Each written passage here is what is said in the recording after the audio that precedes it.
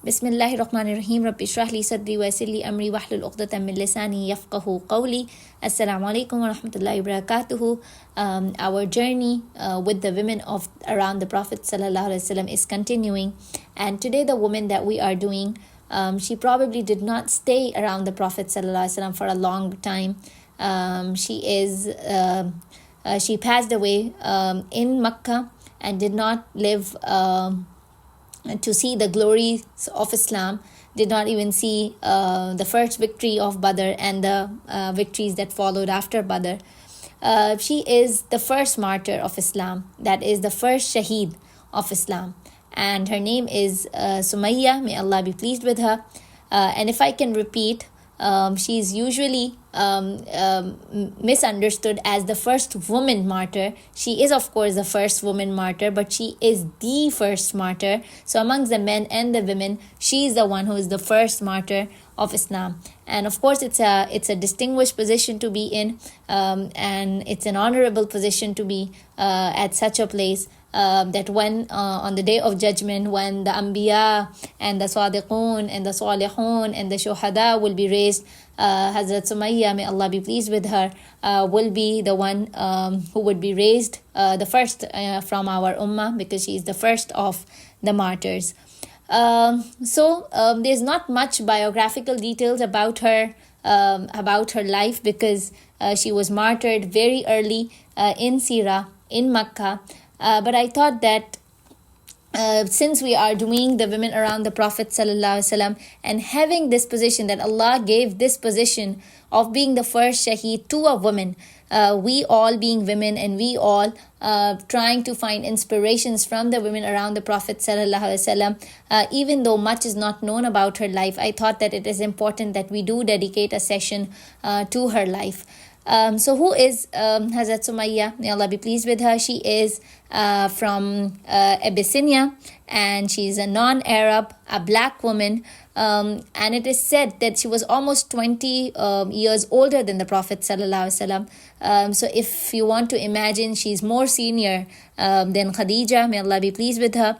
And her husband Yasir is also very old. And this family, Yasir, the husband, and the wife Sumayyah, and they have a son named Ammar. This family is not a very honorable, or what would say, not a very important family in the Quraysh. They are actually the slaves of a family of Abu Hudayfa ibn al-Mughira. This man, Abu Hudayfa ibn al-Mughira, had them as slaves, and this man is the brother of Walid ibn al-Mughira. And who is Walid ibn al-Mughira? He is the father of Khalid bin Walid. So in a way, this family is actually the slave of the uncle of Khalid bin Walid. So what happens is that this family's master, Abu Hudayfa ibn al-Mughira, it's said that he passed away before the Prophet ﷺ announced himself as prophet, and hence when he passed away, this family of Hazrat Sumayyah and her husband Yasir and their son Ammar, they were just left on the mercy of their tribe, and they were slaves, but left on the mercy of their tribes. But because this tribe was in Makkah and they all knew the Prophet ﷺ, so once the Prophet ﷺ announced his prophethood, it is said that Hazrat Sumayyah was amongst the first 7 of the people who accepted Islam publicly. And in the people who accepted Islam publicly, it was only the Prophet ﷺ and Hazrat Abu Bakr who were not really physically tortured publicly. But these people, as we know the names of Hazrat Bilal, Hazrat Khabbab, and Hazrat Sumayyah, they actually got the torture. They were tortured publicly. Like it said that Hazrat Abu Bakr was also tortured by his tribe, but not public torture, like Hazrat Sumayyah and Hazrat Bilal and Hazrat Khabbab, may Allah be pleased with all of them, faced. And there are long narrations about the tortures that they were placed in. They were publicly tortured. That of course is a humiliation in itself. They were dehydrated in the heat of Makkah. Abu Jahl used to make them wear the metal armors, and make them lay down on the hot ground, used to drown them in water, and there were lots of ways that Abu Jahl is the Fir'aun of the Ummah, and the way Abu Jahl did this to Hazrat Sumayyah, it's unparalleled in history. And like I said, Hazrat Sumayyah is a very old age woman. She's not someone who is like in her young youth age. She is an old, frail, absolutely have no power, powerless woman. And Abu Jahl is said to be a big, strong man. It's almost the same stature as Hazrat Umar had. So he was a sturdy man, and imagining Hazrat Sumayyah standing in front of him, it's absolutely no comparison, right? Abu Jahl is, if you see by the worldly perspective, Abu Jahl has almost everything in the world that he could do with Hazrat Sumayyah, but the inspiration that we have from Hazrat Sumayyah, that she does not give up. She does not give herself this reason that I'm frail, I'm old, I do not have any position in the society. Not even for once during this torture, it's reported that she says anything just to make Abu Jahl happy, or just to relieve herself from this torture. Although it is said in Islam that if you are tortured to that level, you can say something just to save your life. And of course, Hazrat Sumayyah would have thought about it, but she does not give up in front of Abu Jahl, and she kept on being steadfast on her religion. And this is what annoyed Abu Jahl the most, because Abu Jahl did not really mean to sort of kill her, but it was just to break the spirit, just to make her renounce Islam, so that the other people would be intimidated, and that so other people would be deterred by it. But Hazrat Sumayyah stays steadfast, her husband Yasir stays steadfast. And while the Prophet ﷺ, it's a very painful moment for Prophet ﷺ himself, because when he passes by these people, he sees them being publicly tortured, but he cannot do anything right now because Islam is just in the beginning days.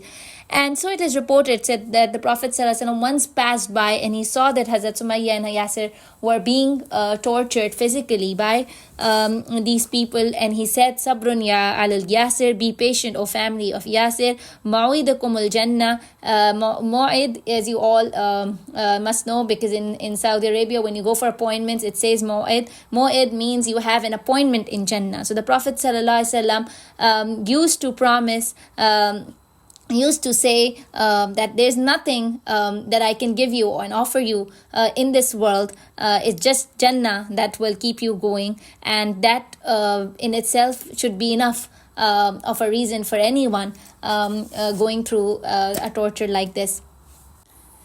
And when I was reading the story of Hazrat Sumayyah while preparing this session, the thing that was striking me the most was actually how steadfast she stays. And I was thinking about all the 100 reasons that I usually give myself, or just because that I cannot do something, I would give 100 reasons to myself that I cannot do this, because of that.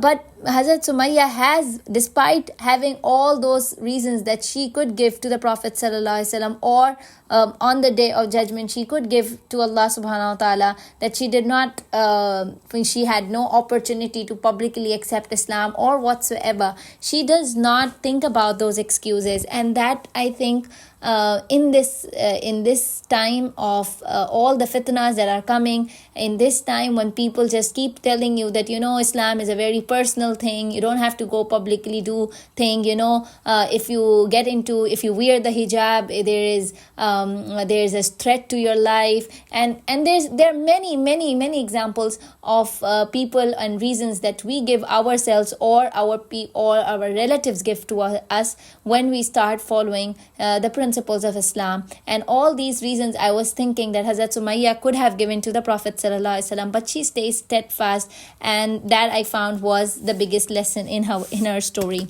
The tortures to Hazrat Sumayyah continue until one day it is reported that Abu Jahl just kills her in a way that he puts a spear through her body, and then she passes away. And you can imagine Hazrat Ammar being her son, staying in Makkah, because this happens when Hazrat Sumayyah passes away.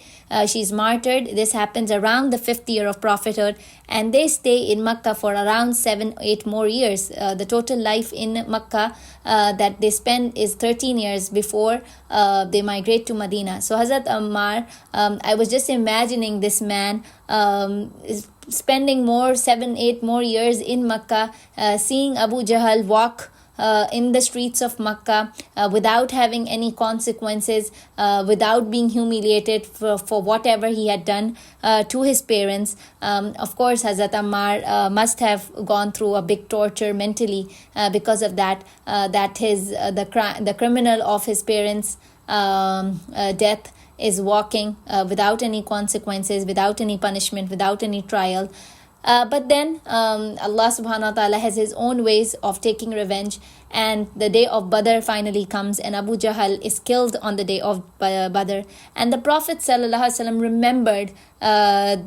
remembered that Hazrat Ammar's parents on that day, and he came to Hazrat Ammar and he said that قَدْ قَتَلَ اللَّهِ قَتِلَ أُمَّكَ, that Allah has killed the killer of your mother. Although we all know that Abu Jahl was killed by Ibn Masud and 2 young boys, but the Prophet ﷺ gave this news to Hazrat Yasir in these words, that Allah has actually killed the killer of your mother, remembering his mother and remembering the legacy that his mother had.